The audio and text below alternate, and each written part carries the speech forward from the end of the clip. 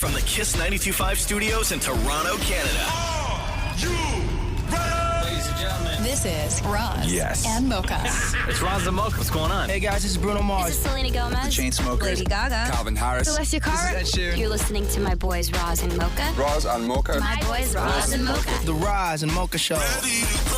Between Roz and Mocha, who is your favorite? You guys are so funny, man. Congratulations, Lisa! Wow! You just won $1,000. It's amazing. Y'all just made my entire morning. Keep it up. You guys are awesome, man. This is the Roz and Mocha Show podcast. Want to hear this doctor talk to you about why you shouldn't sleep in the nude? Oh, God, why? Okay, first of all, it's a TikTok doctor. And I don't mean like he's only a doctor on TikTok. I mean, he's like a Dr. doctor. TikTok? Yeah, he's like a doctor that got popular on TikTok. And oftentimes when, whether you're a doctor or like a financial guy or any other kind of professional, once you get a little fame on TikTok, you start doing these crazy hot takes because you got to feed the beast. Of course. Right? You got to feed that TikTok monster. You got to keep up. You got to keep up. And so you sort of, you don't sell yourself out, but you come up with things that are still medically sound, but really you got no business talking about. So he's a cosmetic surgeon. His name is Tony Yun, the TikTok doctor. And this, according to Dr. Yun, is why you should never sleep in the nude. This is why you should never sleep in the nude. The average person passes gas 15 to 25 times a day, and this can happen while you're sleeping. And a scientific study proved that every time you pass gas, you are spraying a tiny amount of fecal material. This is true even if it's not a real shart. And that same study showed that your tighty-whities will catch all of these particles. So for the sake of your bed partner, please sleep with your underwear on. Oh, shut up. So Listen, Dr. TikTok. He says, first of all, he's a doctor that used tighty whities and shart in a video. That's what I mean. That's what I mean by feeding the beast, right? He's like, you're professional. He's like, I got to relate. Thank you. I got to relate to the people who are watching these videos. Thank you. So it's because apparently when we sleep in the nude, we spray fecal matter all over our partners. That's not true. In the night. No, that's not true. You don't think so? But he's at 15 to 20 times? Yeah, 15 to 20 times. That apparently you fart? During the day, and then some of those, he said, come out at I'm going to night. have to start tracking. I guess they just fall out of you at night, right? Because you don't force it out when you're sleeping. Because you're just so relaxed. Yeah, like it just trickles out, right? Do you sleep in the nude? Sometimes I do. Sometimes. I'm just trying to think of what for example, what makes you want to sleep in the nude? Why some days you do and some days you don't? I don't know. It's just like however I feel that day. Yeah, but what do you if you're not in the nude, what are you wearing? Like shorts. underpants or shorts? Yeah, Like you put shorts on? Yeah. Like what kind of shorts? No, like they're super thin. Like cargo They're like- shorts? No. Oh. I'm not putting on, like I love jeans and everything, but I ain't wearing jorts to bed. Okay, so you're not okay, so there's no pockets, right? There's no pockets. No zipper. No zipper. No zipper. No zipper. Okay. Or sometimes I wear like really thin pajama pants. Right. Right. Like made out Like like silky kind of pajama No, pants? like just like a thin cotton. Yeah. Yeah. Yeah. And no shirt. And that's it. Sometimes in the nude. Right. Does Jenna sleep in the nude? Or is that Sometimes. too invasive of a question? No, sometimes. Thank you for answering. My pajamas have pockets. Like what kind For of what? pockets? I have new pajama shorts. Yeah. And they have pockets Pajama on either shorts. side. Yeah. Yeah. Why do they have pockets? Ports? What do you put in the pockets? Yeah. What do you keep in there when you're sleeping? Shame. Dog poo bags. Wait, what? Dog poo bags. While you sleep? So that because my dog scratches me to go out, so that I could literally just get out of bed, put on my shoes, and go. God, what a disaster having a dog is, man. Oh, damn. What a life ruiner. So do you ever sleep? You never sleep in the nude. I have more. once. You have one time. One time. I quite Alone or enjoy with it. Matthew? No, I was alone. You were alone. You've And- never slept in the nude with your husband. No, because he says I'll muck up the sheets. Hold on. What does he sleep in? He sleeps in tighty whities, but they're gray. Right. Are you ever? So He there's sleeps no in tighty grays? Yeah, Tighty grays. So Is that your nickname, Ross? So there's no worry in your house about spraying fecal matter on each other while you sleep. No. No. Okay. There would be in my house. You? Yeah, we both sleep nude, right? Sometimes I put a t-shirt on if my shoulders get cold, Yeah, right. Which is not a good look when you wake up in the morning. That's why I'm thankful I wake up, it's still dark. Catherine can't see me. Nobody wants to see me walking around with a t-shirt and What do you do if somebody knocks at the door? and no underpants. Who's knocking at the door? That has literally never happened. It is never. But also, if somebody knocks on his door, all he has to do is go put on some pants. Yeah, it's never. It's not like when I go to bed, I throw out all my pants and then I start fresh in the morning. Somebody's car broke down and they need to use the phone. You make it seem like I wake up every day and then I got to gather material and make pants, right? Like I don't do that. The pants are there for me when I need them. I just prefer to not sleep in them. Or if the fire alarm goes off. That's literally never happened. The only thing that got caught on fire is his pants. Yeah, they all burned. Why is the fire alarm on? All my pants are burned. The Roz and Mocha Show podcast. I think that all these doctors are catching on that a way to become super popular on TikTok is to talk about farts. Okay. We had that doctor on yesterday that we were listening to who is incredibly popular on TikTok. He's a cosmetic surgeon, and he did a video on farts and went viral. This was the guy from yesterday where his fart video was talking about why you should never sleep naked. This is why you should never sleep in the nude.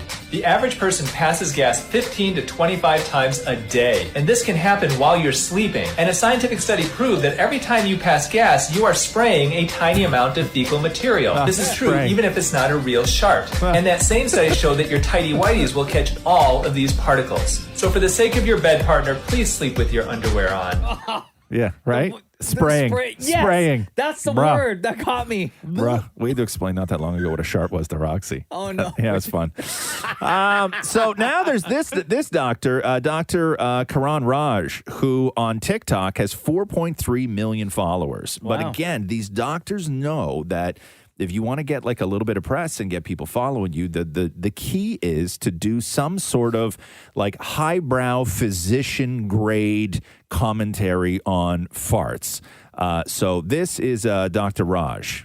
Take a minute to relax while I tell you some important facts about farts. On average, people fart 14 times a day. The more, the merrier. If someone tells you they don't fart, they're lying and you should disown them immediately, or they've got a bowel obstruction, which is a medical emergency. Your average daily fart volume is enough to fill up a medium-sized balloon. Happy birthday. The first fart of your day is usually the largest. 75% of farts are produced by bacteria in the large intestine. Digested food that isn't broken down is chewed up by bacteria that produce microscopic farts, and these microscopic farts accumulate and become one of your regular farts. 25% of farts is swallowed air that you don't burp and dissolved gases from the blood making its way into your intestines. 99% of a fart is non-smelly gases, usually hydrogen, methane, and carbon dioxide. Hydrogen and methane are flammable, which is why you can light a fart on fire, not recommended. The 1% of farts that do stink are volatile sulfur compounds like hydrogen sulfide. If you hold in a fart too long, it can be reabsorbed into your blood circulation and breathed out when you exhale. Noise of a fart is a combination of anal sphincter vibrations and the percussion of butt cheeks against each other. Fart velocity and butthole tightness determine the sound.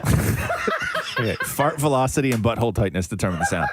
But I actually did. Okay, so he did answer a question that kids often have. And parents, I don't know if any parent really knows the answer to it. And the question that kids always ask, and I was asked this when I was, years ago when Rox was young, and I know every other parent I know has had to answer this question when a kid asks, which is, if you hold a fart in, will it come out your mouth? Right? And I never knew that answer. I never knew that answer because I never knew how to explain it. But so according to this doctor, Dr. Raj, that yes, if you do hold a fart in, it will be reabsorbed into your bloodstream. And at some point. And at some point, that smell or whatever it is going to come out your mouth. The Roz and Mocha Show podcast. You see that dude that crushed the planking record? No. Oof. First of all, nobody likes planking. Right?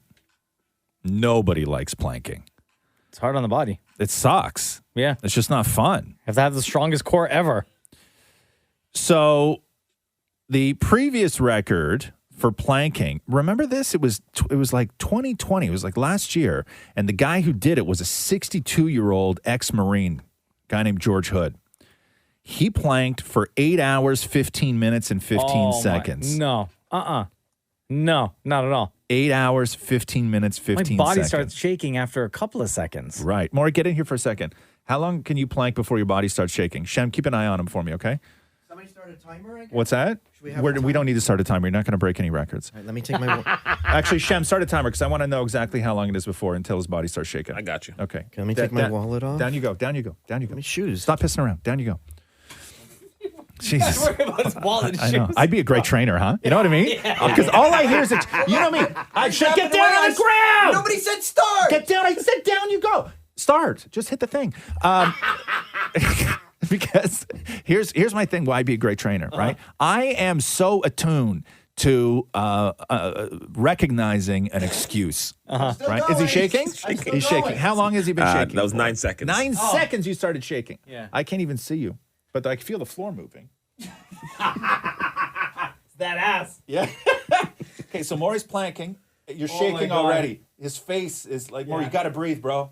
Yeah, I don't care hold any about you. breath. I care about you. to hold my breath. I care about you, and I have faith in you. Yo, Moore's got a second bald spot coming in, huh? Yeah. Oh, Okay. shut up! You're distracting me with lies. Maury, I have faith in you. I care about. Oh my God, look at you.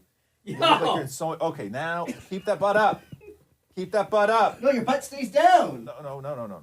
I mean, you're like you're bobbing up and down like something's trying to suck up something off the floor. Don't make me laugh. Don't make me laugh. On the heel of Maury's right sock, Yeah. there's a big hole. Is there?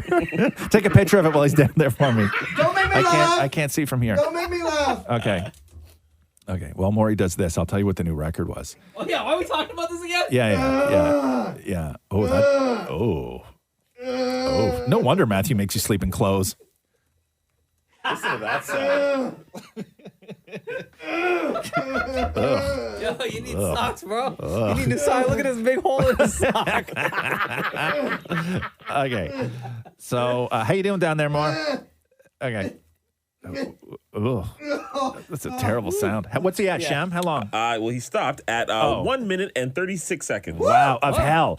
So, Daniel Scally crushed the world planking record. So the previous record, as we know, was 8 hours, 15 minutes, and 15 seconds. Daniel Scally of Australia went 9 hours, 30 minutes, and 1 second. 9 hours. This is Daniel describing what that was like. Broke the 9 hour mark, broke my previous record of 9:09, and knew I had to go for 9 hours 30. 1 minute. 1 minute. 65 seconds. It was a full head-to-toe experience of constant pain.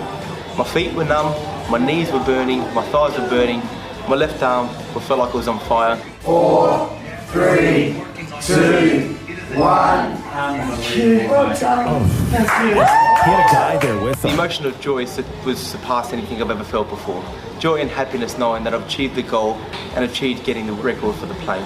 He had a guy there with him, one guy giving him water and another guy who would just put a bucket under his mouth every now and then. For what? I don't know. Like to spin? I don't know. I didn't get no bucket. No, I don't know. It wasn't good, though. But yeah, so the new planking record, if you're interested, Maury's time was... 1 minute and 36 seconds. Personal best. This guy, Daniel Scally, did 9 hours, 30 minutes, and 1 second.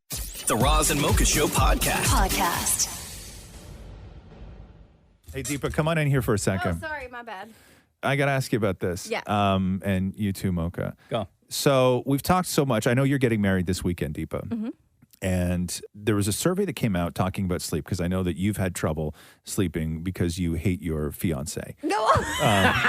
Sorry. Okay, false? Sorry. He breathes too weird. Yeah, too heavy. Right? Yeah. Okay. Rolls. Yeah. Okay. But so they put out this survey because when it comes to sleep sensitivity and everything else and the problems with people have sleeping, women are far more sensitive in their sleep sort of environment that they call it than men are. Mm-hmm. And apparently in 2021, 25% of couples have opted for separate sleep spaces. Oh. So that's not necessarily separate rooms, but separate sleep spaces in the sense that 2 beds in 1 room. Oh my God. Oh wow. No, And I would never. You could never, No, right? absolutely not. No? I are you think- serious? I think I could. Yeah. Yeah. Like that's how sensitive I am because like obviously when you're in a bed and the other person's moving, like the bed starts moving, you hear all the like blankets. Well, we have different blankets. Yeah. So like I still hear it though. So we've actually like he's actually offered like, do you want me to sleep in the guest room, and I was like, all right, we're not at that level yet. Like, we'll just Wait till after the wedding. Yeah.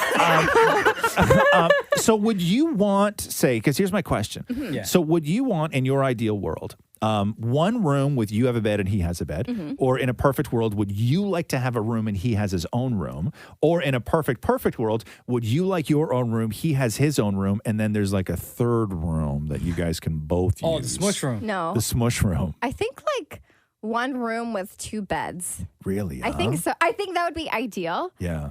In terms of like sleep wise, because otherwise, like when I say that I don't sleep properly, like I really mean I don't sleep properly. Like I'll wake up and be like, did I fall asleep? I don't even know at this point. So I like wake up, my eyes, I look like a raccoon. I have to wear so much concealer because it's just like I haven't slept in ages. So that's that. But the reason I'd like it to be the same room still is because we actually set up a projector in our room. Yeah. So we have like a massive wall directly in front of the bed.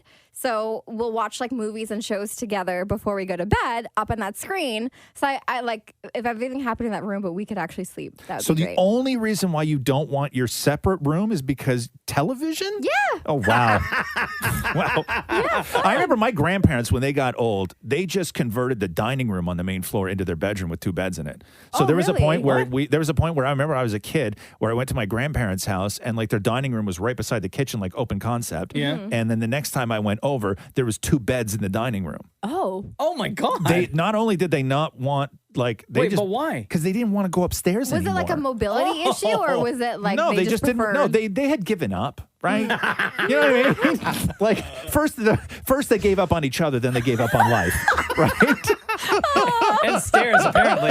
Yeah, stairs, the house, each other. Wait, you didn't answer the question. sleeping. You wouldn't do separate, right? You couldn't. No, There's no my way. God, Yeah. Not no. even separate beds. Like it has to be one. No, one bed. I'll tell you, I couldn't because for me, sleeping is it's almost like medicinal, like it's a tool. I don't enjoy it, right? Like I never go, oh my God, I'm going to get such a good night's sleep tonight. Like I just don't. Really? No, never. I go in, I sleep. As soon as I hit my head hits the pillow, I'm sound asleep. I wake up roughly the same time, weekends roughly the same time during the week. Like sleeping is just something I have to do. Mm-hmm. I do not enjoy sleeping. Wow, damn. interesting. No. Hey, what about those beds? You see the commercial, like Sleep Country has them. Like a Craftmatic? Yeah, you know the Oh, ones you where adjust? you can adjust like individually, but it's still one bed, but you can Yeah. adjust like the backrest, They're and just- like you can't It's like that's like necessarily. that's like twin hospital beds, man. That is not sexy. Yeah. No, I'm saying for Deepa in this situation We've because looked it's into pretty it, much but- like, oh, you did see, Hey, but it's Oh just my it's God. so expensive though. That's the Oh, okay. problem. Especially now, like we just got our place. Like we're paying for a wedding, so we're like our Yeah. budget's like non-existent. So like I think that's something we will look into because I think I'll need See? it. Yeah, So, it's a real it's thing. super weird. But that's what they say. They say that the key to a good night's sleep is a separate bed. Yeah, I know. I agree. The Roz and Mocha Show Podcast. Oh, they asked people what were the best things from the 90s. So TV shows, movies, because 90s nostalgia is like real hot right now. I guess that generation is just at that point of where they can start getting super nostalgic about certain things. So 3 in 5 adults, they say, feel nostalgic about the 90s. And 14% of people who lived through the 90s still wear at least one piece of clothing from back then. That they had back then, or they bought at a used store? I imagine that they had back then, like an old jean jacket or leather jacket or an old pair of boots or something, an old pair of Docs or whatever it may be, right? Yeah. So when it comes to the TV shows that you feel nostalgic about from the 90s, what would you like say are Full on that House. list? Alf, Seinfeld. Full House. Was Alf 90s No, or 80s? I think Full House debuted in the 80s too. I could be wrong about Family that. Matters. Fresh Prince of Bel-Air. Fresh Prince of Bel-Air, yes. The Simpsons is on there. Sabrina the Teenage Witch. Buffy is on there. Saved by the Bell. Dawson's Creek Classic. is on there. When it comes to movies, they say that they feel the most nostalgic about Titanic, Romeo and Juliet, 10 Things I Hate About You, Clueless, Space Jam. Now, when it comes to music, you could really like... Britney, Yes. Backstreet, Yes. NSYNC, Yes, right? Destiny's Child, New Kids, and Spice Girls. Oh, there. Right? That's pretty much your list. Maury, when it comes to sort of like products, like tech and gadgets, what would you say was on that list? Oh, like the like a flip phone. Nokia cell phones is on Nokia that cell list. phones. Revlon Outrageous. What is that? The shampoo, the best shampoo ever. No, I'm Are you looking in the kidding me? lines of like cell phones. How do you go from cell phone like a Shampoo. to Nokia to Nokia flip phones, Revlon Outrageous, Tamagotchi? Tamagotchi's Oh, on there. yo, my sister had that. Yeah. Pogs are on there. Oh, absolutely. What do you call it? The Pogs? There was also the Garbage Pail Kids. Yeah, Beanie Babies, Polly Pocket, and Game Boy. Oh, classic. On that list. The Roz and Mocha Show podcast. Kim Kardashian getting roasted by Northwest. So Kim was doing a video, like a social video talking about, I don't know, like bronzer or lashes or whatever the hell she was doing. And North walks into the room and is like, what are you doing? Why do you talk so weird? Listen to this. Oh, no. Yeah, listen to this. So I just opened it up and it has the cutest mini flat iron. Why do you talk different? Why do I talk different for what? For your videos. For my videos, I'm the same human being. I don't talk different. How do I talk different? Guys, do you think I talk different when I'm talking about contour? Yeah. You do too, Penelope? How do I talk? Guys. Guys, so today I got this new mask and these new bronzers. I got this. Is that what I say? Is that what I sound like? Yeah. Oh my God. And how old is that kid now? Like 7? Maybe somewhere around there. Yeah. That's the best, huh? Hi, guys.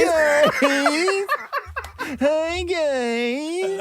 Oh, I got this and I got this. And you know, Kim Kardashian is probably like, before she posts stuff, she probably like does a couple of takes, right? Before she uploads it. And doing that voice, which is why her daughter North is saying she sounds different. Guys, so today I got this new mask and these new bronzers. I got this. Good for you, girl. That is so funny. Oh, I love watching parents get roasted by their kids, man. The Roz and Mocha Show podcast. Back in 2017, there was an article in Rolling Stone, which was a profile on then Vice President Mike Pence. And this is where the story originated, where he refers to his wife as mother. Remember That's so weird. Remember that? Yeah. I knew somebody that referred to their wife as mother. One of my friend's dads growing up only ever called his wife mother. Mother. Yeah. It was super weird. That's awkward. Right? It just makes me cringe. So the quote in Rolling Stone from 2017 was that they were interviewing Mike Pence, and Mike Pence looked at his wife, Karen, and said, Mother, who prepared our meals this evening? Oh, my God. Okay. That's so odd. It's so weird. So anyway, one of Mike Pence's old, I guess, press secretaries was doing a podcast, and this came up in the podcast, how he refers to his wife, Karen, as mother. And the publicist, or his former press secretary, said, this has driven me crazy for years because it's weird. That would be very weird if he called his wife mother, and said that he never referred to his wife as mother, and that nobody else ever heard him refer to his wife as mother. So it was only in this one Rolling Stone interview where he was quoted, but everybody else has been disputing it. But I'm still going with the fact that he said it. Yeah, that's not your first time. Realized what happened, right? And then was like, maybe that is weird. Yeah, and also told everyone on his staff, like, shut up about this. Yes, exactly. But no, I knew. Hey, everyone, that was my first time. I was just trying something new. Yeah, exactly. Mother. Yeah. I know. I had a guy I used to hang around with. His old man used to call the mom mother. Like and only ever called her mother. Really? Right? Yeah. But it would also be like after like a kiss kind of thing, right? Like, you know what I mean? Yeah. Right? Like he'd like come in after work, like a long day, and she'd come give him a hug, and he'd be like, "Oh, thank you, mother." Right? Like, yeah, dude, it's super weird. No thanks. Super weird, right? Mother. Shelly texted and said that her husband calls him mother all the time. Calls her mother? Yeah. Really, huh? Does he? Oh, my God. How long you guys been married? Be 25 years at the end of the month. Yeah. And so when did that start? When did that start where he started calling you mother? I think it's probably when my children were born, I think, because especially my son's the youngest, and they have the same name, so it was kind of hard. So I started calling him father just so that they knew which Bruce I was speaking to. Right. Because otherwise, Bruce, and they would both answer me. I'm like, "Argh." Right. So I'd say, Well, that's your fault for naming your son the same name as your husband. No, it's a tradition, Sure. Roz. Sure. First of all, that was And Mocha, by the way. It's a tradition. Okay, enough of your traditions. So does he say that in public? Like, do people ever look at you weird if you're out and he calls you mother? I don't know I don't think I've ever caught him doing it in public. I know he'll do it when we're with family. What about when somebody's over at the house? Again, just family. But so I understand, okay, you calling him father because of your youngest son. Still right? weird. It's still weird. But That's he does not have a reason to call you mother. I don't know. Like, I don't know. Like, and again, my youngest is 20 years old. Yeah. So we've been doing this for, a long time. For a long time. Yeah. Hey, I got to know about when you refer to each other as mother and you call him father. Does that extend to the intimate moments? Hold on. No. I think it may have. Yeah. Is somebody else in the car with you? That's why you got to watch what you're saying? No. No. I'm just trying to remember. Hey, 25 years. Yeah. Okay. So you think so? Yeah, probably, right? Like every now and then he'll be like, ooh, yeah, mother. And then you'll be like, oh, yeah, that feels good, father. No, I don't see that. I don't reply to that. I just let that one it happens naturally, right? Like it's more of like an organic type of thing. Yeah. That was my question, and unfortunately we can't ask Mike Pence. So you're the next best thing. But I've always wondered when people call each other, when husbands refer to their wives as mothers, if that carries over into the intimate moments, and apparently it does. So does your 20-year-old son, does 20-year-old Bruce think it's weird that you call your husband father and he calls you mother? Like, has he said anything about it? Or it's just normal, right? Because then if I'm calling my son, then I'll call him son. Yeah. Oh, wow. Yeah, kids shouldn't have to keep these kinds of family secrets. It's too much to bear.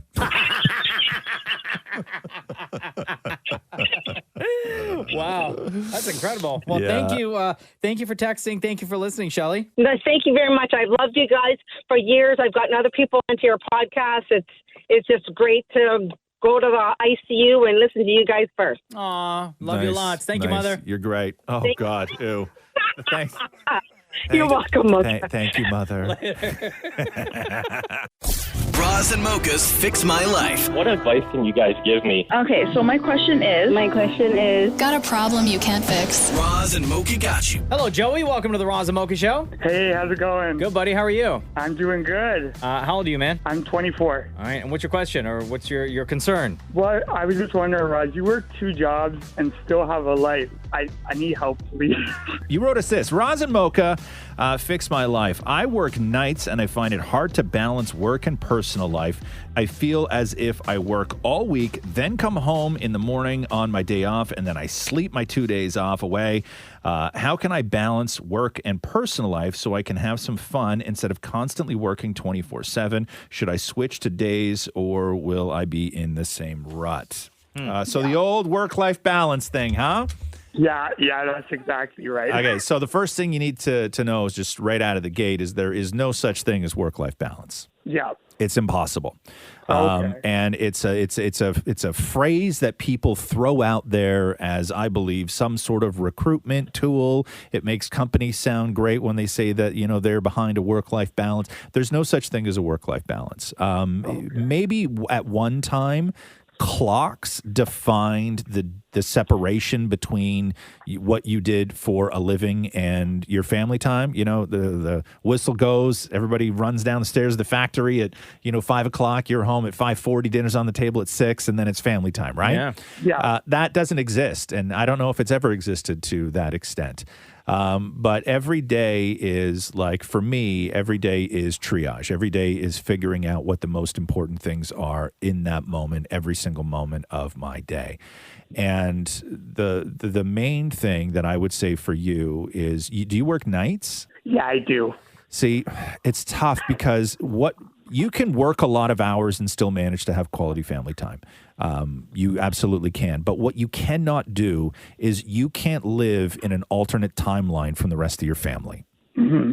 Right? Like, you can't be in the same house for a week and all sleep and all be up, but only see each other on weekends. Yeah, like that's weird. It's weird, man. Like, you're living in an alternate timeline, but still living with the same family. Hey, Joey, do you still live at home, or are you married? You got a girlfriend? Like, do you have a family?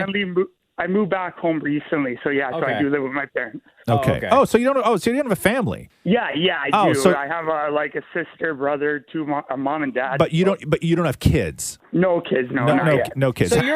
So you're only responsible for yourself, right? Yeah, but I have friends that I want to hang out with, but when I'm home, they're all working, right? And then vice versa. That's tough because you're never going to. You live different. You live completely different lives. Like, you might as well live in a different time zone. Exactly. It's so difficult. So if you miss socializing, if you miss all that stuff, then maybe the goal should just be, getting off nights.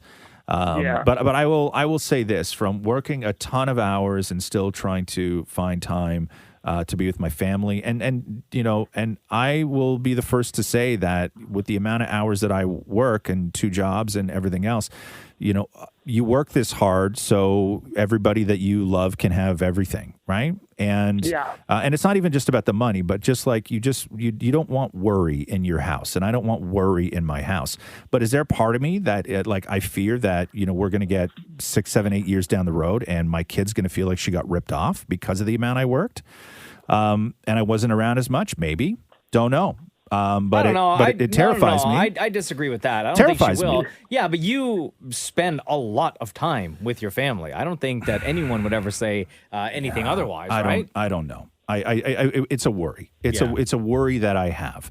And so I will say that the most important thing for you is you need to, if you're working incredible hours and you're always exhausted, and you prioritize an email from a boss more than you prioritize making a fantastic meal for yourself, those are all the small problems that you need to fix. Okay, you need to fix the priorities in your life and what you put on top of something else, because replying to an email at 6 when you could be in the kitchen making something awesome is not the priority. Okay.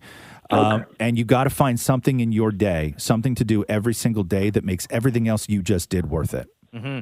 Well, that's what I was going to ask you, Joey. Like, is there something in your life that you're looking, is there a hobby that you're looking to start, or is there something that you're looking to do to fill that time? Because it seems like, for you saying that you're wasting your time, what are you looking to fill that time with? Really, anything. It's just when I have when I come home, I have all these plans, clean the house, cook, take my dog on a walk, spend time with the family. But I come home and I'm just sleeping all day. By the time I wake up after a shift, it's 7 at night. They're all getting ready to go to bed, right? So. Yeah. And that's the other thing too, right? Working overnights kills you. It's no joke. So hard. Yeah. Right? Yeah. That you need that sleep. And I don't think you should be sacrificing, especially working a full overnight shift. I don't think you should be sacrificing the sleep. Get as much of it that you can during the day. Absolutely. Yeah. It's just and it's a 2-hour drive in. So. Yeah. Oh yeah. See right there, man. Yeah. I need think that rest. Yeah. Mocha's right. You have to, every single day. Okay. You have to take a moment and figure out what that thing is in your day that makes everything else you just did worth it. And if you're not doing that thing every day, then you got to figure out a way to fix your life, fix your schedule, all that stuff. Because otherwise, what the hell are you doing? Yeah. At some point today, even if you just break it up, all those tasks that you had in your mind of all these things that you want to do, break it all up, man. And today, go take your dog for a walk and leave it at that. And I promise you're going to feel so much better when you get back home. Okay, awesome. All right? Thank you. And you'll have a better sleep before your next shift tomorrow. I will. Thank you so much. Right you on, got it, man. Joey. Take care, brother. You too. Bye. Roz and Mocha's Fix My Life. On Kiss. New Ted Lasso today. Yes! I And- love this show so much. Roy Kent is one of the best characters I've seen on television in I don't even know how many years. He's such a great character. And the guy who plays Roy Kent is an actor and writer by the name of Brett Goldstein. And I think that the story went is that he was a writer. Mm-hmm. And then as they were building the character of Roy Kent was like, I have to play this guy. So he wrote Roy Kent? Like, I don't know the full story, but I think that that's how that character happened was this guy was like, he was a writer and just fell so in love with that character was like, I have to play this guy. My question about that character, right? Or the guy that's playing Roy Kent. Yes. And without giving too much away, like he's just a crusty old dude, right? Not old, but he's a crusty dude. Yeah. When filming Ted Lasso, his lines are so brilliant and the scenes he's in, like just body language, are so brilliant. Yes. How do you not break? Like how many times does he have to do a take when filming these scenes, especially when he's filming with other people, to not break character? Because he's so brilliant at it. Yeah, I don't know. So yeah, he's an actor and a comedian who wrote. I'm trying to get the story because it was fascinating how it all came together. Anyway, so the rumor was, and this started on Reddit, of course. Where, Everything starts on Reddit. Where I love it. somebody said, I just started watching the Ted Lasso pilot, and I'm up to the scene where Roy is called into Ted's office. Am I crazy, or does he look like a complete CGI character? Oh my God. Is it because he's so pasty? Yeah, I or- don't know. Maybe it's because his beard is perfect. Like everything might be a little too perfect. And because You know he doesn't why? show a lot of emotion, Yes. he looks like a CG character that you would see in video games. He doesn't have the Yes. same facial emotion that other There's no people do range. when they speak. Yeah, no. there's no range. His face is always the exact same no matter what he's saying. Yes. I can see that. Yes. And you know what? I wish I didn't know this story. Right. Because I'm such a fan of Ted Lasso. I'm going to watch a new episode today. Right. That moving forward, anytime Roy Kent pops up on the screen, I'm only going to think CGI. Right. So here is Brett Goldstein addressing the rumor as to whether or not he is a CGI character. I just want to clear up something once and for all. I am a completely real, normal human man who just happens to live in a VFX house and does normal human basic things like rendering and buffering and transferring data. Yes, Roy Kent. I would do the Roy Kent chant right now. He's here. From Ted Lasso. He's there. He's there. Roy Kent. Yeah. No, but yeah, new Ted Lasso today. I love it. The Roz and Mocha Show podcast. Hi, this is the Roz and Mocha Show. What's your name? Suzanne. Good morning, guys. How are you, Suzanne? Good. I'm just calling because I've been listening to you guys since I was in grade 12. And I am returning for my first day back from mat leave to work today. Wow. Oh, damn. Teen mom. Just kidding. No, not a teen mom. Yo, that's crazy because we just celebrated our 12-year anniversary on the show last week. Oh, did you guys? Oh, I haven't listened to you guys in over a year, so I'm so excited to be listening to you guys driving to work now. You didn't clarify, though. You said you started listening to us when you were in grade 12, and now you're just coming back to work after mat leave. So literally, that could have been like last year. No, okay. Oh, no, okay. So 2011. Okay, I started listening to you guys. So you've been listening for 12 years? Yes. Okay. Gotcha. Yes. I gotcha. Well, 11 years. Yeah, or 10 and years. I went 10 on years, mat 10 leave years. last year, and now I'm back. And you guys shouted me out for my wedding 2 years ago as well. Oh, nice. Aren't we nice? So how is it your first day? How is it your first day back? That's always a super emotional day, your first day back after mat leave, huh? It is, but I think I'm just kind of excited because I'm just trying to make that money, you know? Yeah, girl, kids are expensive.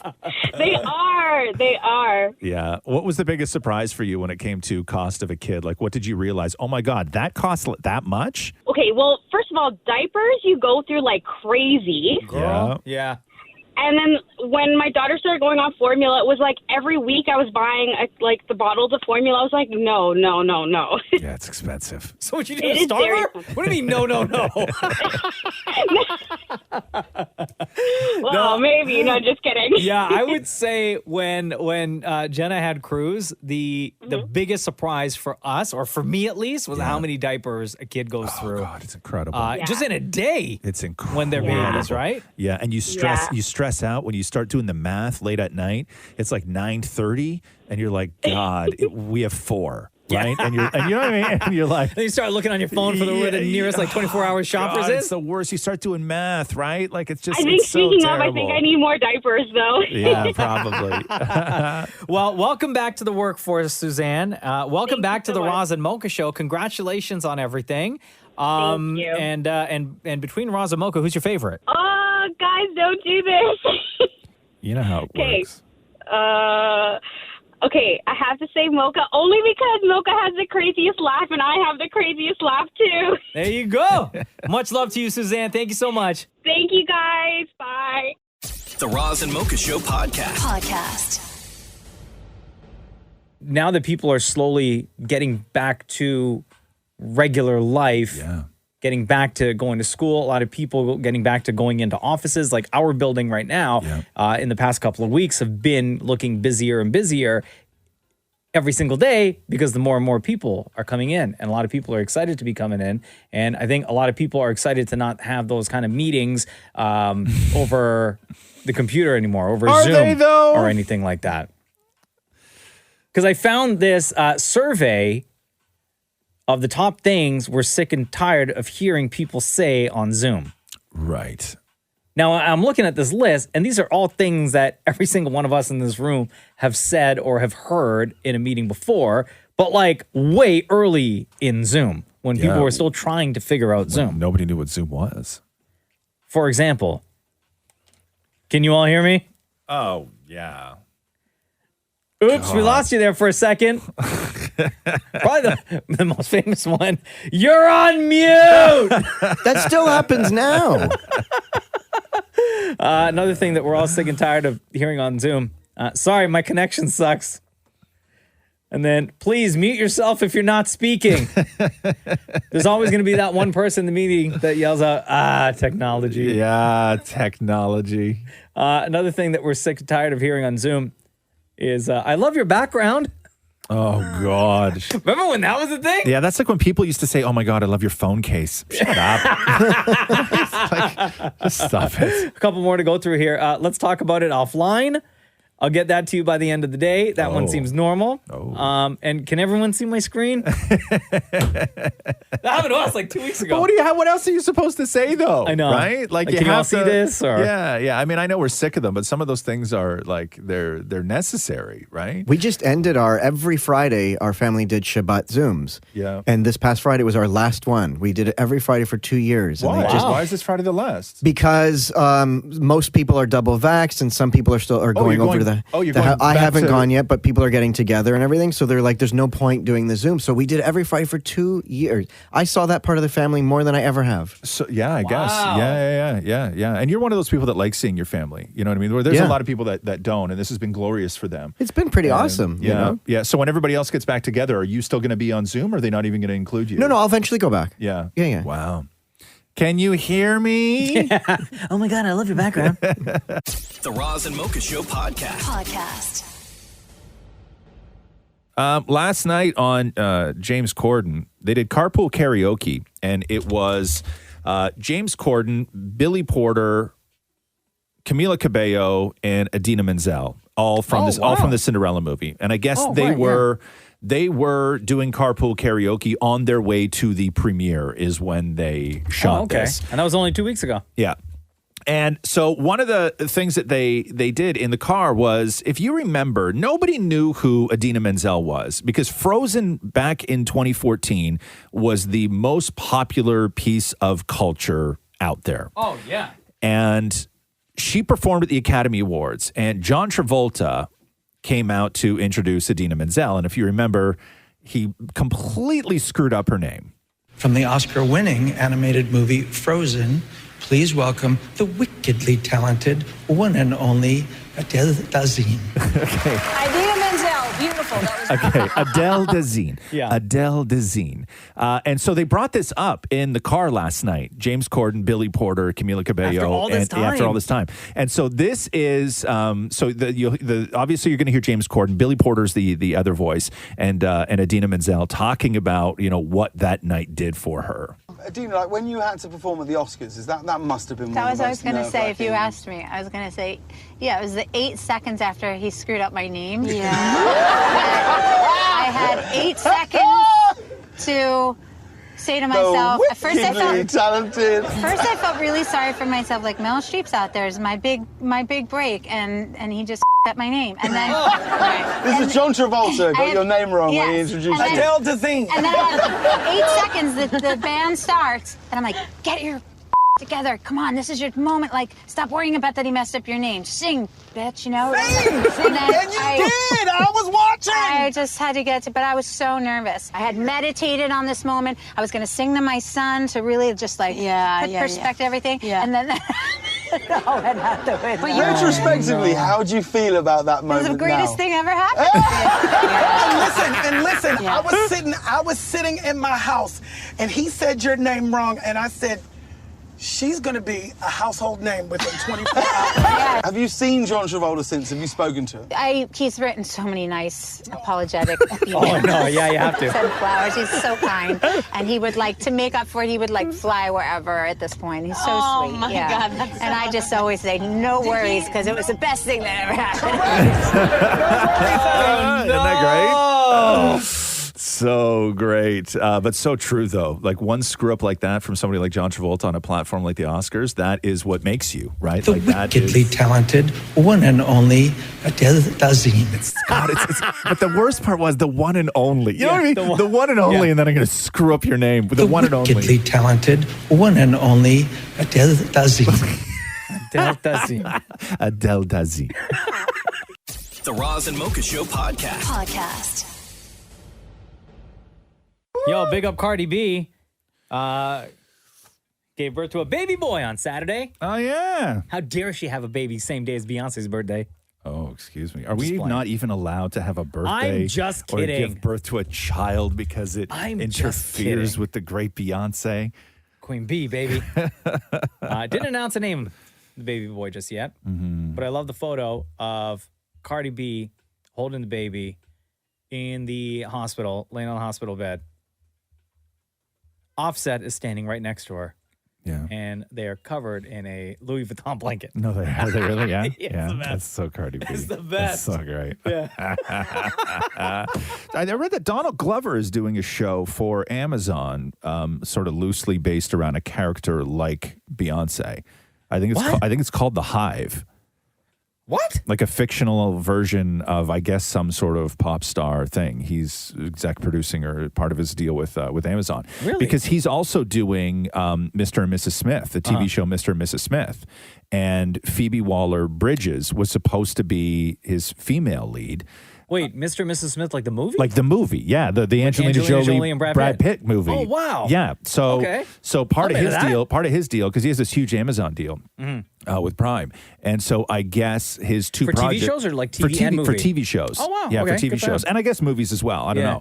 know, but one of them is something called The Hive, which I think is what I read was sort of like loosely based on a Beyonce type person, and then the other is the television version of Mr. and Mrs. Smith that he was supposed to do with Phoebe Waller-Bridges, one of those, Bridges, from Fleabag, who also executive produces Killing Eve, and she was Don Glover's droid in Solo.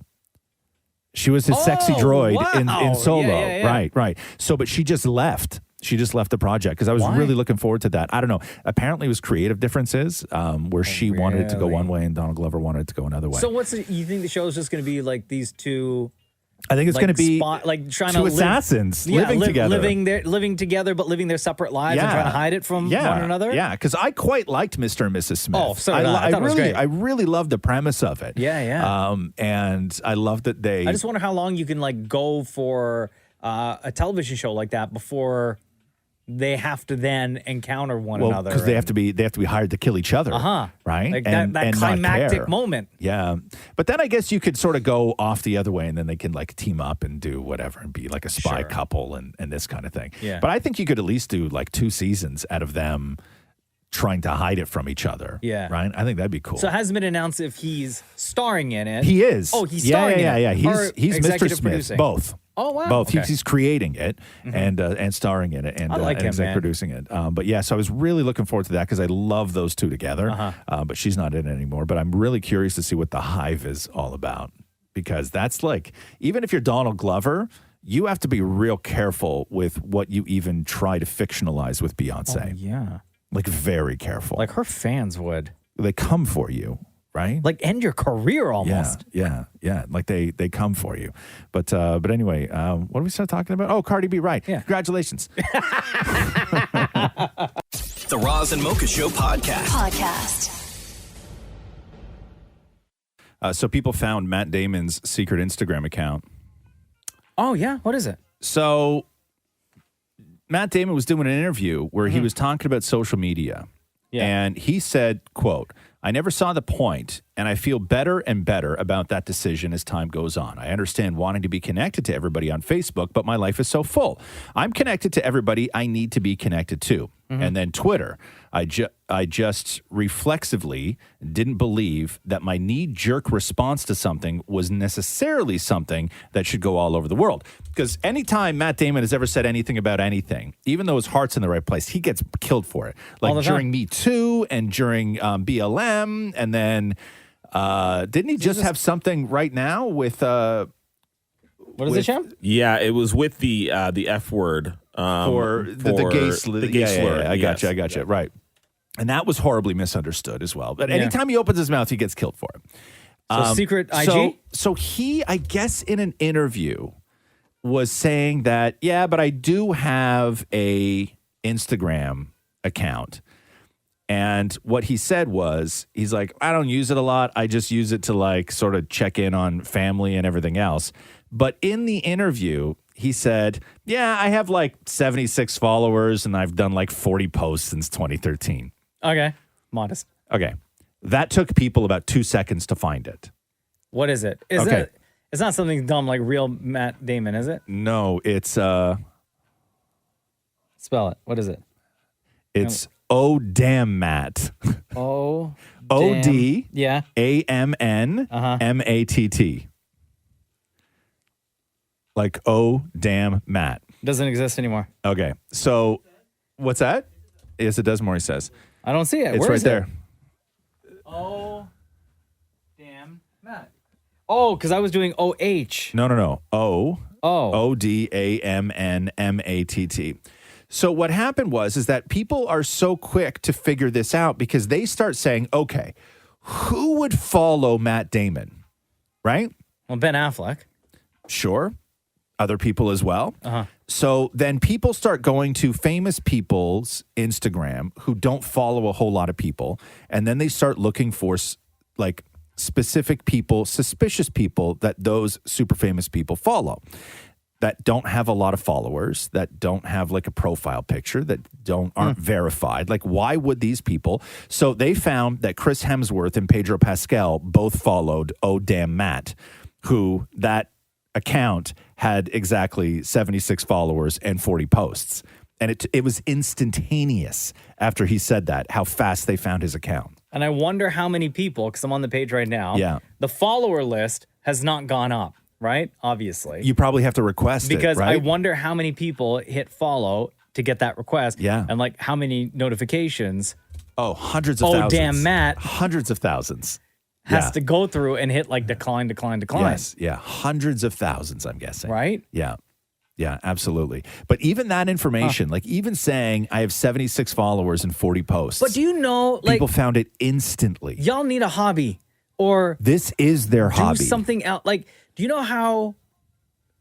Okay, it took a quick amount of time. Yeah. But the lengths that you have to go, and you only speculated some of the steps, right? Bro, yeah. You go to who you think may be following, go through Yes. their followers, Yes. find the one suspicious one, Yes. look at the profile picture, right? What was Ben Affleck's secret Instagram account? Because he had a name for his too. No, when it his was dumb, revealed. though. Yeah, I know. It was Was it dumb. like Affleck Ben or Yeah, like real something- dad? Yeah, something real dad Ben or something like that. Yeah. But they both had it, right? Uh-huh. Like they both had it. But it's funny that you said that. Like, get a hobby.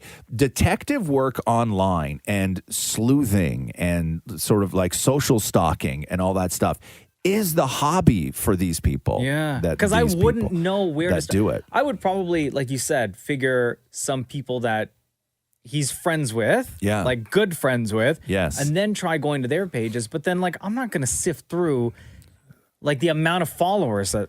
No, but you an only have A-list to, celeb. you only have to go through the people they follow. No, that's what I mean. Like, I'm not And going they to never follow a lot of people, Right. though, right? Ben's was positive attitude hunting. Right, that's what it was. Yeah. Good one. That's what it was. Good one. So you have oh damn Matt and positive attitude hunting. The Roz and Mocha Show podcast. Swiss Chalet has been trending for the last couple of days, and Oh, I yeah? guess Aaron O'Toole did something where I don't know what the hell's going on. Where there was like a discount. No, I don't. He didn't ruin Swiss Chalet No, for us, no, did he? I don't know. He's tied in with Swiss Chalet somehow with some sort of like incentive program, $40 off. I don't know what's going on.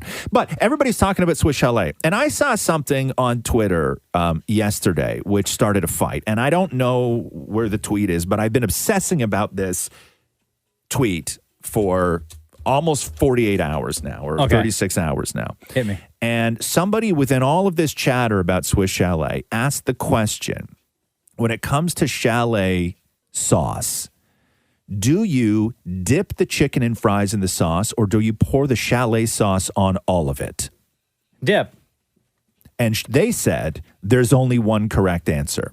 Dip, 1,000% dip. And in their head, they said pouring is the only way to go. No, that's such a waste. Thank you. You First of wasted all, that sweet, delicious dip. Not only that, but if you pour it all over everything until you get to those, things are sogging. Thank you. So, but are there people who pour chalet sauce on If their, you pour on their chalet fries and sauce, we chicken? can't be friends. Thank you. Part Like, of the fun is dipping it. That's madness, right? Yeah. I have never, ever poured. Never. Only dip. Yes. Thank you. I've been like, it's bothered me for 2 days now. Who are these there's- lunatics? That there's people out there that strongly believe that the way to enjoy chalet sauce is that you pour. I'll also say this. In their commercials or in Yes. Christmas time, you see them dipping in the commercial. Yeah. Well, you see a lot of people doing stuff in commercials. You want to know what they're doing? You know what I'm saying? Like the speed limit, right? Like stuff like that. The Roz and Mocha Show podcast. All right. All right. Hey, Mocha. Yes. Are you ready? Of course, brother. Let's do the news. A Roz and Mocha Show and Kiss 92.5 News Break. Porter Airlines opens today. Yeah. I guess that's a big deal, huh? Mm-hmm. First time in God, I don't even know how long. Year and a half. Like Get your 2 flight on. years? Almost 2 years, I guess. Yeah. Where you want to go? Yeah, I don't know. I don't You know. don't get those cookies no more, Yeah, huh? no, In the is that lounge? true? They don't do the cookies. The anymore? cookies in the lounge? What about the Cookies in the Because coffee? they redid the whole terminal where they actually have stores where you can buy cookies. Oh, No, it tastes better when they're free. Yeah, yes, they do. But they did redo all of the planes, like the carpeting and whatnot. The car. You think I care about the carpet? It's nice new carpeting. Who cares? I've never once. I've Like never you're once. gonna walk on a plane and be like, No, but you're look at this trading in carpet. free cookies for carpeting. Flush. No, that is not an even trade. Yeah, no. That is not an even trade at all. No, I would take cold concrete for a free cookie. Yeah, thank you. Right? Yeah. I've never once walked onto a plane and went, man, you know what this plane has? Really nice carpet. Right? Because you don't look down, you're too tall. No, I only ever notice what planes don't have. Right? If I walk onto a plane, like if I'm flying somewhere and you got to like go from one small airport to another small airport, and you're flying on an airline you've never even known before. Man, when I walk into a plane and I notice that there's no televisions on the backs of the seats, I get anxiety. Really? I get anxiety. See, half me off full, this new plane. carpeting. No, I get anxiety because Now you can look at the new carpet. yeah, I know they've distracted you, right? With the new carpet, I'll be in the air before I realize I got nothing to watch. Oh, I get so bored on televisions. I get so bored on planes rather. And they got to let you drink more. Anyway, Monica... Seriously, bring that cart around 3 times. Once an hour on a flight. That's the rule, okay? 5-hour flight, that cart goes up 5 times. But you could like walk up and just buy a drink, can't you? No, you can't on a plane. Yeah, like can't what you the just do bar? that? Yeah. Like in James Bond movies where You they can't just walk to where the they back? where they all go up and meet at the like this cool bar that airplanes used to have. No, but can't you just like walk to the back and be like, can I just buy a vodka you're not soda? allowed to do that. No. Not They allowed, won't let you. no. They'll tell you to get your ass But back to your Porter's seat. only an hour flight. How many times do you want the cart Well, then? no, Chicago's not an hour. How long is Chicago? Chicago's like almost Depends, 3, yeah, right? depends on where you're flying. Yeah. You don't only fly to one place. Yeah, you go out east. I'm telling you, that drink cart needs to go up that aisle once an hour, right? And then other airlines, and I don't know who those airlines are. I'm not going to say any names. What does it rhyme with? I think it rhymes with best bet. I think. And I could be wrong. If I'm wrong, I'll apologize. But here's what I don't like on airlines, okay? Is that when you're on the flight and they bring the food cart first, and then you buy all your food and everything else, and then they do the whole flipping plane. And then when that cart's all done, then somebody goes and gets the drink cart, then they do the drink cart. Those either need to be in tandem up the aisle, so it's 1 and 2, you buy everything together, or everything needs to be on one cart. You can't sell it's a big cart, though. I don't care. I've been on some airlines, they are in tandem. That's what I'm saying. Yeah. Some are not. And so I will not tolerate that. That's a staffing issue. Right? Then you're going to have to pay more to cover more staffing. No, if you're going to sell me Pringles, you goddamn well better sell me a bottle of wine too, right? At the same time, because I don't want dry Pringles. I'm all dried out on the plane, right? I'm so thirsty. And you're not going to wait. I'm not. No, I shouldn't have to wait. Right, get that Pringles and it's sitting there looking all delicious. Yes, and then I got to wait, right? And then I got to wait. Anyway, get it sorted out. Porter's open. The Roz and Mocha Show podcast. Monica Lewinsky was on the Today Show yesterday, and the new American Crime Story. Remember how good these shows were? Like the OJ one, and what was the other one they did? They did OJ, and they did another one. It was really good too. What was the other crime story they did? They did OJ and they did another one. Anyway, the new one is impeachment about the Bill Clinton-Monica Lewinsky scandal. Yeah. And Monica Lewinsky was on the Today Show yesterday talking about the fact that Bill Clinton still has never apologized. There was a long period before my life changed, the last 6 or 7 years, where I felt a lot in terms of there not being this resolution. And I'm very grateful that I don't have that feeling anymore. I don't need it. He should want to apologize in the same way that I want to apologize any chance I get to people that I've hurt and my actions have hurt. There you go. Damn. What are you going to say, Jeff? The assassination of Gianni Versace. Oh, the Versace one. That's what it was. Yes. And Monica is one of the exec producers on Impeachment, American Crime Story. The Roz and Mocha Show podcast.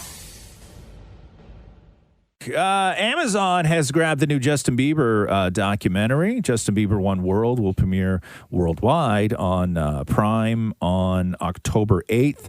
Directed by the same guy, Michael Ratner, who did Justin's YouTube series. Oh, okay.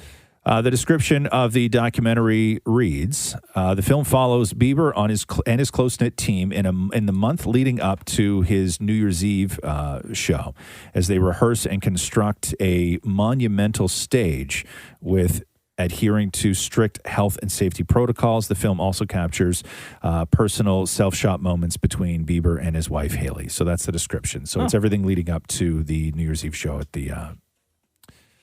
I don't know where. Wasn't that the one where he was on a roof? Is that the one? Yeah. Gotcha. And that YouTube series that he did was amazing. Yeah, it was really good. I loved it. Really, it was really well done. The Roz and Mocha Show podcast.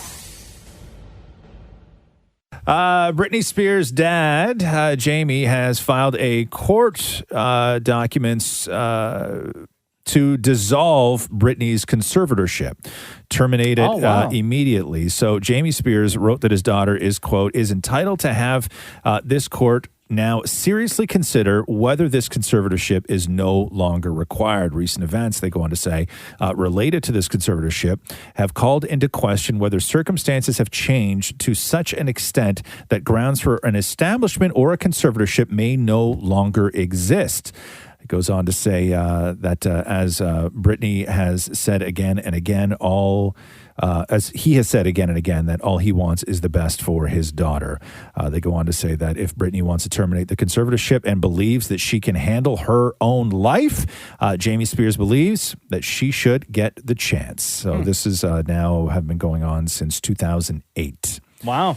So maybe this is the first step in getting Brittany back on a stage. Not that there's a lot of other steps in between there, but the one thing we know is she has said definitely that she would not perform while still under conservatorship. I know that that's a long way away, and there's a lot of things that you hope happens in between then and now, but this could be the first step that a lot of fans have been waiting for. The Roz and Mocha Show podcast. Dancing with the Stars, they announced the cast this morning. Ooh, hit me. Here we go. So Mel C, Sporty Spice. Yep. Sunny Lee, who is a American gymnast who won, I think, 4 medals in Tokyo. Oh, wow. Jojo Siwa. Yep, we knew that. The Miz. From WWE. Yeah. Yes. Cody Rigsby from Peloton. I guess, is he a Peloton instructor? Yo, bye, boo. What? I don't know. Is he? That's my guy, Cody Rigsby. Yeah. Oh, okay. How do you know? How do you have a guy at Peloton? No. Like I do some of his classes. You have a Peloton? Yes. Really? I didn't know you had an exocycle at home. Yes, sir. How often are you on that thing? Oh, bro, I haven't been. COVID got me shook. Yeah. I was on it like a long time. Really? Yeah. And then as of April, I stopped, but I'm going to get back on it. I would do anything to not be on the bike.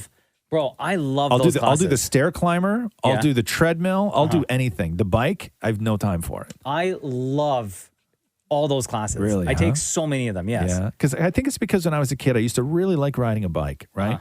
And I don't like doing things that, I don't want to taint that memory.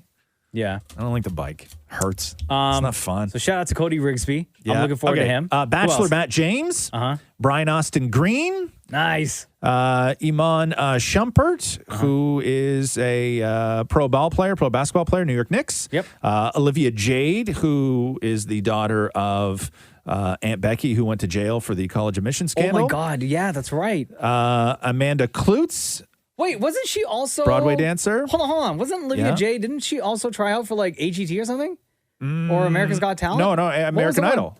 Oh, it was Idol. No. You're thinking of Kellyanne Conway's daughter. There you go. Oh, yeah, okay. Who has really disappeared. Like when she said she was getting off social, she really got off social. Yeah, she left.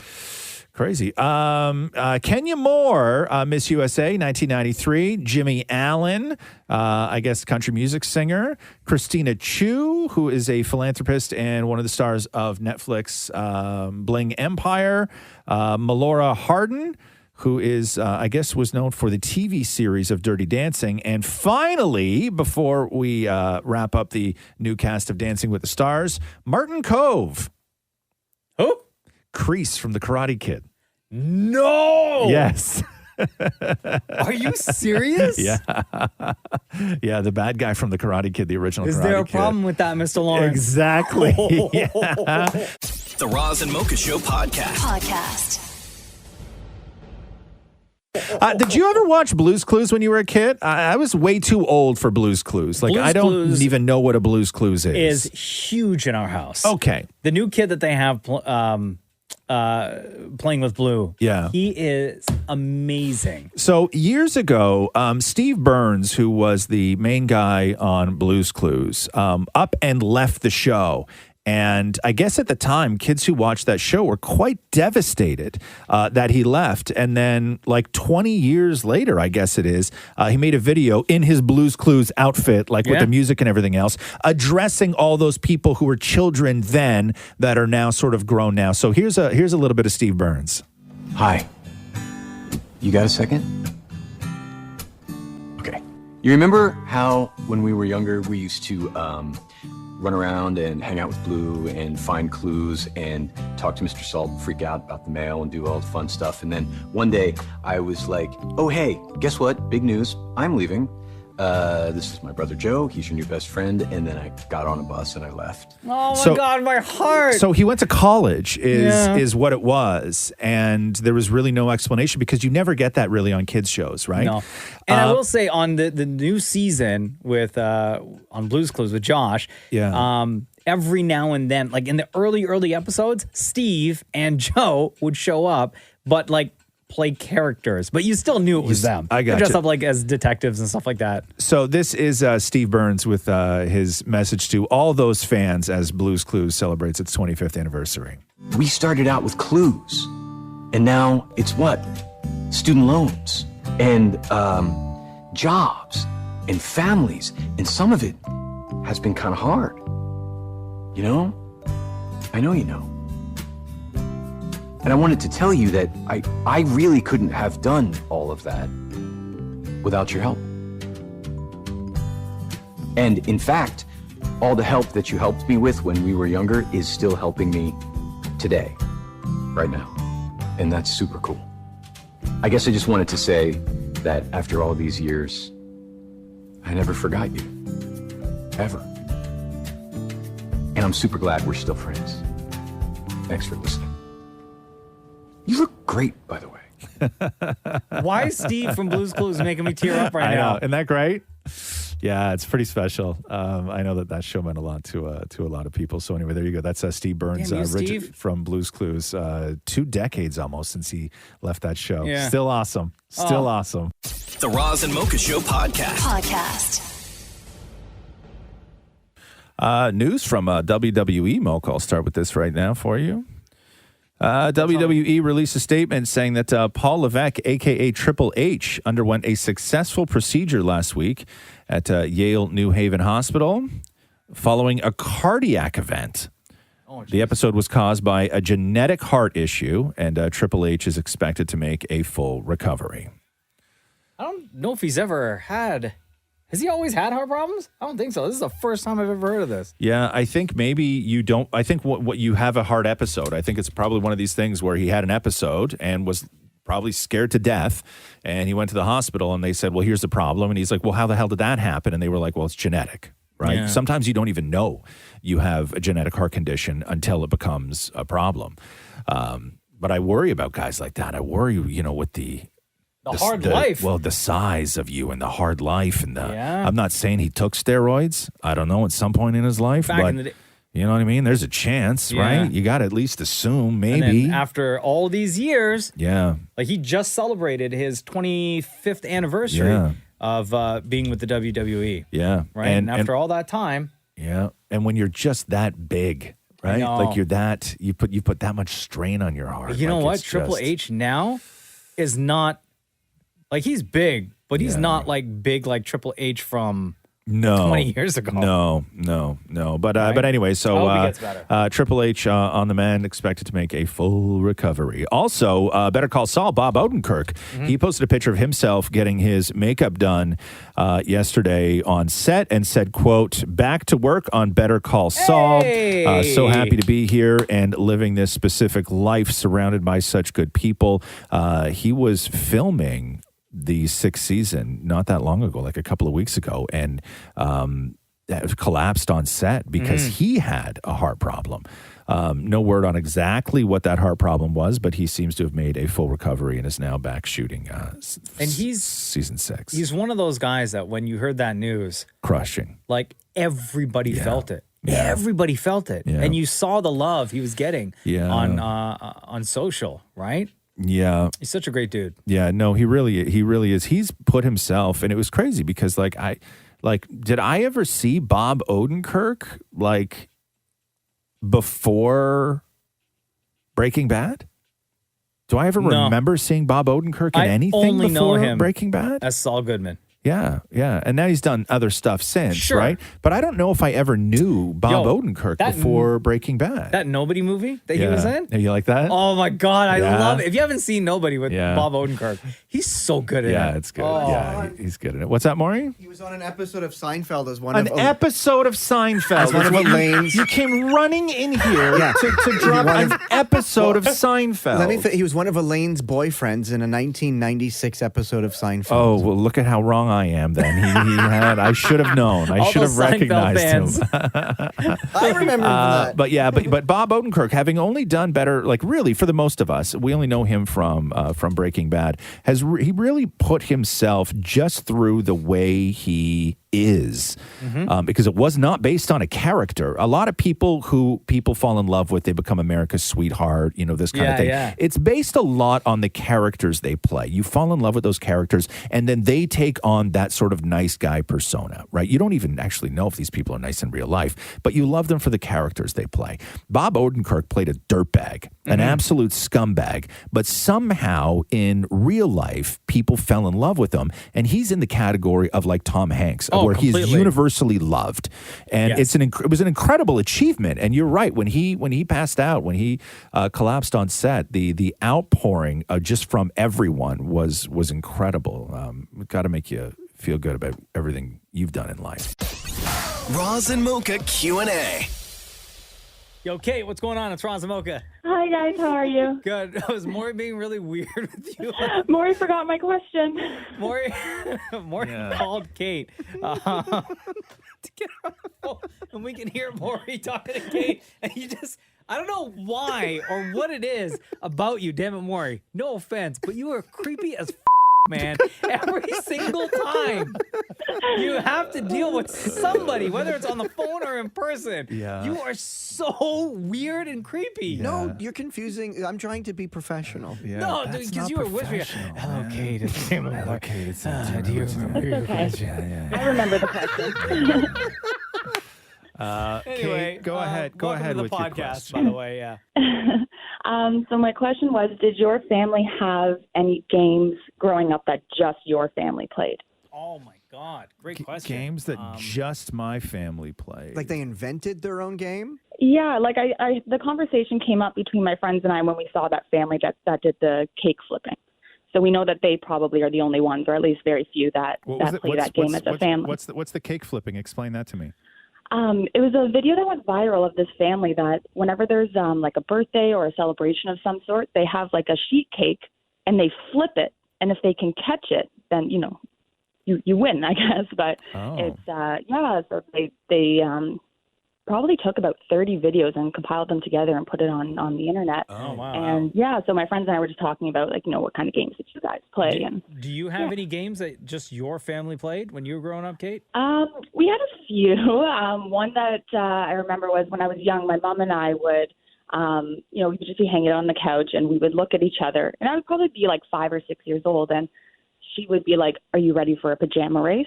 And we would race upstairs, and whoever could get their pajamas on the first won the game. And as I got older, it started getting a little bit more violent because I got bigger. And it became like a battle to who could get to their bedroom first. Like bows were being thrown. She was tripping me up the stairs. And then, so it got a little bit more intense as I got older. My brother and I, when we were living together, we spent so much time together, and we would create games just with each other. And it's funny because he listens to the show every now and then and listens to the podcast. And he had a conversation with me about a year and a half ago where he was like, he's like, I think he was talking about Snapped, where he's like, that is the exact kind of thing that we used to do when we lived together, because we would just create these games together. Yeah. And like I always say, I know exactly how far my brother can put a chopstick in his nose.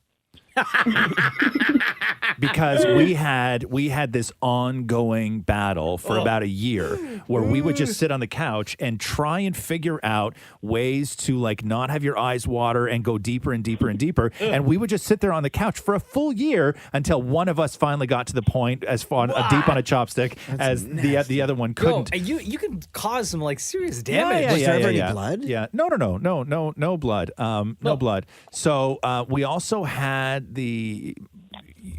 those machines like the Dr. Ho kind of thing with the pads on it and stuff like that. So we would take those, but we would take all 4 of them and like stick them on the side of our necks. Oh no! Right, and the other guy would get control of the remote. So what? I was like, who could last the longest? Yeah. And so we would sit there, right? Or what would happen? no. Or what would happen is I would put 2 on my neck and he would put 2 on his neck, and then I would get the remote that operated his, and he would get the remote that operated mine, right? And it was like a trust fall game, where like I would crank it up a little bit, and then he would crank his up a little bit, and then like if I went more, he would go a little bit more, and then if I was like, okay, I would dial it down, and then he would dial it down, and then eventually one of us would just kick the whole thing up to 10, right? And then your head starts shaking back and forth, and you drop it. So relaxed. Yeah, or there's a spot in the side of your knee, maybe the inside of your knee. I don't really remember what it is, but it's like almost like a pressure point kind of thing. And we would always like play Sega. And we would sit on the ground in front of the TV in our apartment, and we'd just like play Sega. But anytime one of us got up to leave, when you were walking back into the room, there's a spot right on the side of your knee that if you punch it the right way with the right knuckle, your whole body buckles and you just fall on the ground, right? So if we were ever on the ground and one of us walked back into the room, you would just get that quick little punch in the side of your knee as you're walking by, and you collapse like onto the floor, right? Like a deck of Yeah, cards. like a deck of cards. But nobody, no. but nobody ever got pissed off about it, right? Yeah. It was only ever fun. So we used to do these torture games with each other like all the time. That's why my brother's such a huge fan of Snapped. Like he loves when you guys play that game. Maury? Well, it was only my dad and I, but when I lived with my legal guardian, Susie, and her children, and they were much younger, we had Schluffy Race. Schluffy Race? Which is what? Schluffy is what she called sleep. And whoever got into bed, I guess the first or whatever, wins, and they get to choose the book that would be read at bedtime. Right. How many kids? Sounds like you're in an orphanage where there's just like I just picture like 12 kids in tiny little cots, all on like the. She had 8 foster kids. Oh wow! Wow, really? are you serious? Okay, so there was 8 of you. Yeah. Wow. All right, so you play Schluffy what? Schluffy Race. Okay. Yeah, And who okay. would win Schluffy Race? It was always Mira. Yeah. Always Mira. Right. Right. Damn that mirror. I don't think we never had like any of these dumb game, not dumb, but like these made up games. Like I remember my sisters and I, we used to do kind of like testing your leg strength, where you sit across from one another, you just go foot to foot, and you just press as hard as you can until the other person either like caves completely or buckles. Yeah. That's really the only one that I can remember. I can't really, because there's such a big age difference between myself and my sisters, right, that we didn't grow up like playing all these games together. Right. You know what I mean? Right. So I don't really have. Did you ever play Trust, where you fall into the other person's arm and see if they catch you? Oh yeah. I used to like not catch my sisters all the time. I'm looking at Ross because I bet you're like you moved away. Your brother fell. One day, no, I would never I would never do that. One day, I don't remember what it was. My brother and I were arguing over, but we were at the kitchen table with my dad, and he went into the kitchen and he got 2 straws and filled 2 glasses full of milk as my brother and I were sitting across the table from each other.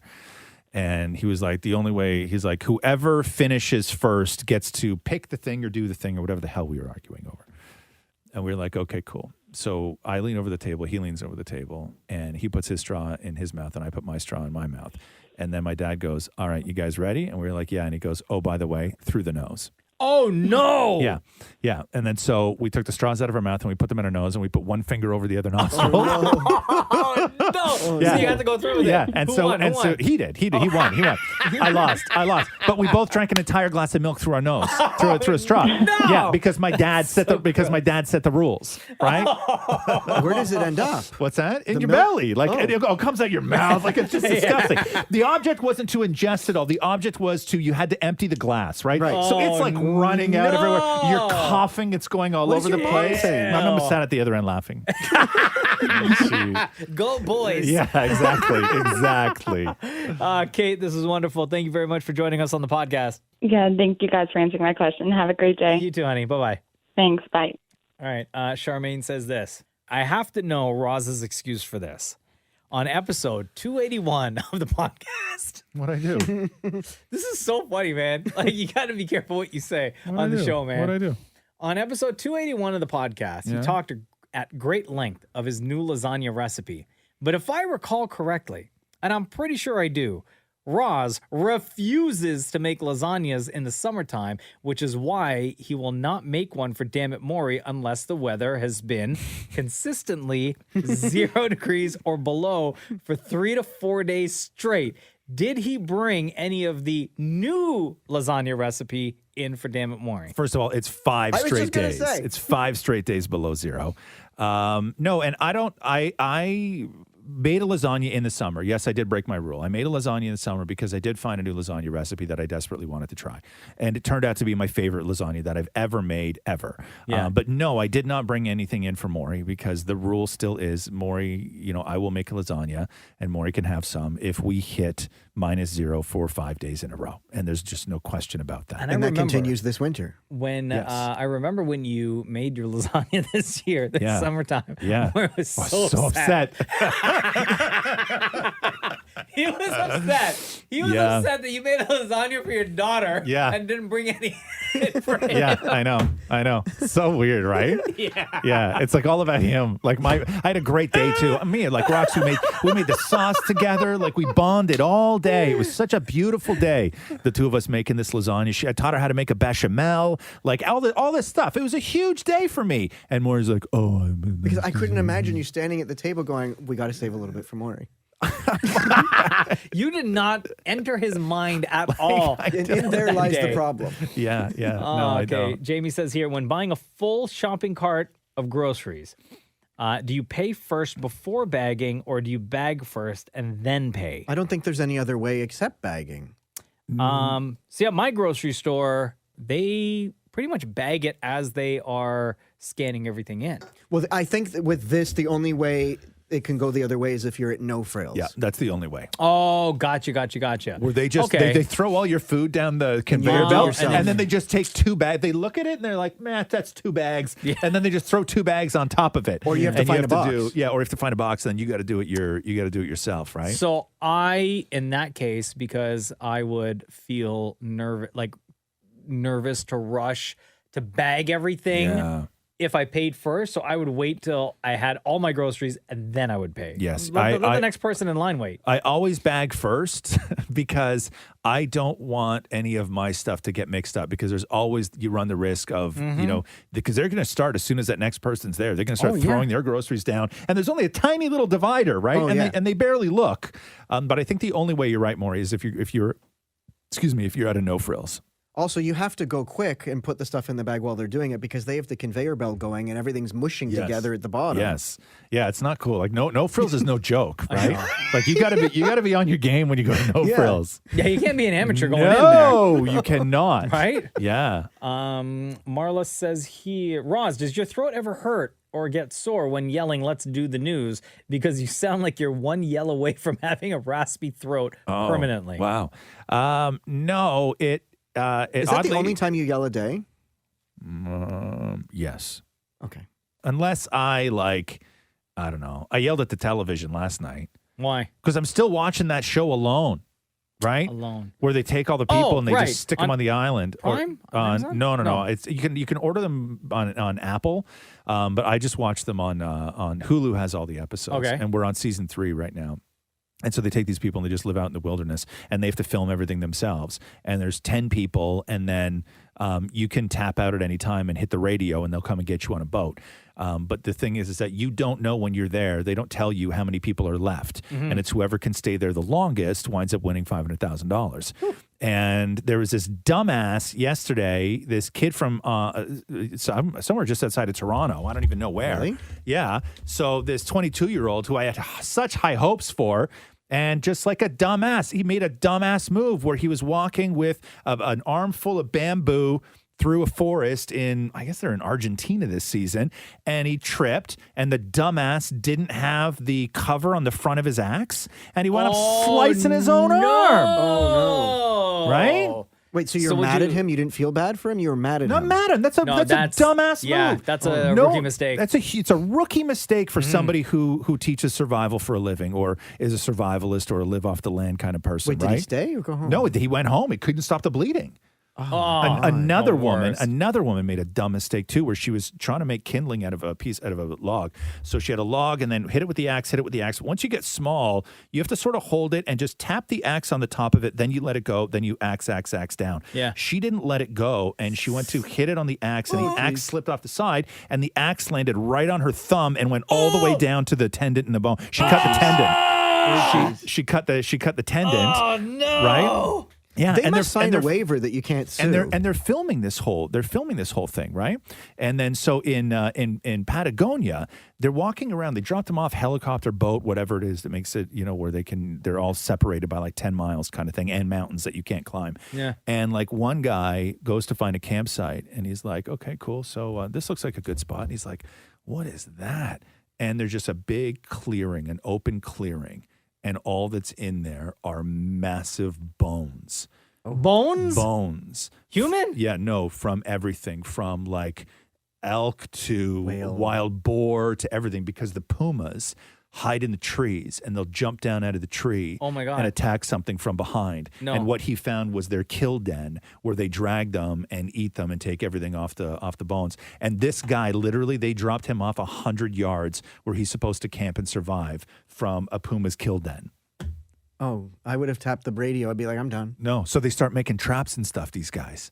Like they're To catch a puma? To catch anything. Wild boar, puma, all this stuff. Yeah, it's crazy. This show, I'm telling you. God, The show is incredible. You're setting that person up for failure, though. Yeah. If you're dropping them off so close. Yeah. They make canoes. Come on, man. By themselves. No. They make canoes. They go canoeing. And then you wonder why Gilligan couldn't get off the island. Exactly. But watch the so show, hold on, dude. So Watch sore the throat show. or no sore throat? No. Oh, so anyway, I yelled at the TV. That's the only time I yelled. No, I don't. I don't ever get a sore throat. Okay, we have two more questions. Number one, Tony wants to know my thoughts on the new Adidas Yeezy foam runners. And if I want a pair, I absolutely do not want a pair. I don't like the way they look. No. These Okay. ones, man. Are they ugly? Yeah, these ones. Oh God, no! Right, the giant, no. they look like thick slippers. Yeah, no, right. Yeah, No, thanks. they sort of look like almost like in Like an alien spacecraft. Yeah, like a skin graft kind of thing, right? I don't like them. No, thanks. And Misty says here, do you guys feel like your kids are more like you or like your wives? Are there any traits that you guys were immediately like, yo, that's so my wife? Oh wow. Yes. Roxy is. Like, I think that Roxy and I find our sense of humor is more aligned. But Catherine and Roxy are like at times like the same person kind of thing, right? Yeah. Like when they go at like if they have their sort of mom-daughter, argument kind of thing, I can't even take part because I'm just not that kind of person. Like I don't do like they even know how to fight together kind of thing, even at this young age, right? Where we don't. But there are certainly things like Roxy's love for food and love being in the kitchen is 100% directly from me. Yeah. That is absolutely her love for food comes 100% from me. Her love for almost everything else comes from Catherine. Yeah. Yeah. Cruz, I would say he gets his anger from me. Absolutely. His temper's for sure from me. A lot of his kindness and his loving nature is absolutely from Jenna. Which one of those things do you think is going to win out? Because you're not going to have both. Oh, his love. Yeah. And all of that, the sweet side of him, because he's such a sweet kid. Yeah. And he has these like really nice moments throughout the day where I look at him, I'm like, oh my God, you are just like your mom. Yeah. And like when he sleeps too, like I just look at him, so much of his facial features are from Jenna. The way he sleeps when his eyes are closed, he looks like identical to my wife. Yeah. Isn't that It's wild? crazy. Yeah, it's crazy. Yeah. Maury. Reversed, I'm exactly like my dad. You are. Oh my God, I thought about your dad yesterday. Really? Yeah. Were you at the store wanting a discount? There was an episode of, what was that? Parks and Rec was on. And I never put two and two together, right? But your dad, Frank, looks like a little bit like Nick Offerman. Yeah, I could see that. Yeah, a little bit. Right? A little bit. Yeah. Yeah, no, I could see that. Yeah, no, for sure. So I speak like my dad. I look like my dad. I do I would say things you like look, my dad. especially in the month of November when you grow a mustache, you definitely look like your dad. Oh yeah. I think that would be so weird though, to like where you look so much like your father that you like, and it's not like you look less like him. You look more like him every day. Like it's almost like you see your future self. Oh yeah. Oh, and when you grow your hair out a little bit and you slick it back. Yeah, totally your dad. That's big time, Frank. Yeah. However, if you look at my mom, you'd be like, oh, wait a minute. You kind of look like her too. Oh, do you really? Yeah. But like you're I look so much like your dad, though. Yeah. Oh, You're 1000%. so I've never much seen like a picture of your dad. mom. Well, she looks like me, but a woman. So Matthew, I'm joking. The door was open. Okay, first of all, I love Matthew. I don't mean anything by that. The door was open, and I had to kick. Okay, I had to kick that punchline through. It was an open net. Matthew, I love you. I don't mean that at all. Oh, he's not going to hear this. I know. You know what I mean, though. Just in case somebody does. I have to apologize. Okay, I will always say terrible things, but at least I apologize immediately after I say them. So anyway. Okay, hold on, wait. Real talk though. Real talk. Yes. Because your mom skipped out on you guys when you were what? 2 or 3? 2. Okay. And you had like zero relationship with her. Zero. But I think, is Matthew friends with her on Facebook? Yes. Okay, but you're not. That's true. And you're not really allowed to or supposed to say that you know like where she is. That's true. Calgary, right? yeah. But Right. you've seen pictures? Yes. And you have access to pictures? Yes. Like can you pull one up on your phone right now? 1000%. Let me see.